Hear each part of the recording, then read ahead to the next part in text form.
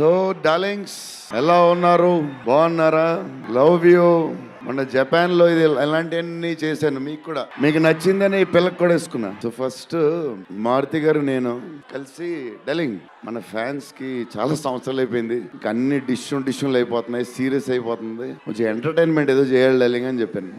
చేద్దాం డార్లింగ్ అని చెప్పి ప్లాన్ చేసాం, అది చేసాం, ఇది చేసాం. ఫైనలీ హారర్ కామెడీతో సెట్ అయింది, స్టార్ట్ అయింది. సినిమాలు వెళ్తా ఉంది, రాస్తా ఉన్నారు, చేస్తా ఉన్నారు, అది చేస్తా ఉన్నారు, వెళ్తా ఉంది. విశ్వప్రసాద్ గారు అన్నిటికి రెడీ రెడీ అంటున్నారు. కథ ఒక పేస్కి వెళ్ళేసరికి క్లైమాక్స్, నేనైతే మారుతి గారు రైటింగ్ ఫ్యాన్ అయిపోయాను. సీరియస్ చెప్తున్నాను. అసలు ఈ క్లైమాక్స్ డార్లింగ్ పెన్తో రాసావు, మిషన్ ఎంతో రాసావు చెప్పు. ఇప్పుడు దాకా క్లైమాక్స్ చాలా కొత్త పాయింట్ నాకు తెలిసి. హారర్ సినిమాలో హారరే కాదు, ఒక టైప్లో చేసాడు అన్నయ్య.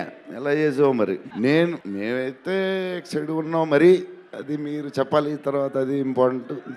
ఏదేమైనా మనకి డార్లింగ్ 15 ఏళ్ళ తర్వాత ఎంటర్టైన్మెంట్ ఇచ్చాడే, మరి చూసుకోండి. అది సంక్రాంతికి వస్తుంది. మరి సంక్రాంతి సినిమాలు అన్నీ బ్లాక్ బస్టర్ అవ్వాలి. అన్ని వెరీ ఇంపార్టెంట్. సీనియరే, సీనియర్ దగ్గర నుంచి నేర్చుకుందే మేము, సీనియర్స్ తర్వాతే మేము. 100% సంక్రాంతి అన్ని బ్లాక్ బస్టర్ అవ్వాలి.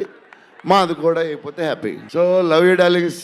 ఈరోజు కొంచెం ఎక్కువ మాడినా వస్తుంది, అప్పుడప్పుడు వస్తుంది, ఒకరోజు ఎరగదీస్తా. Love you darlings.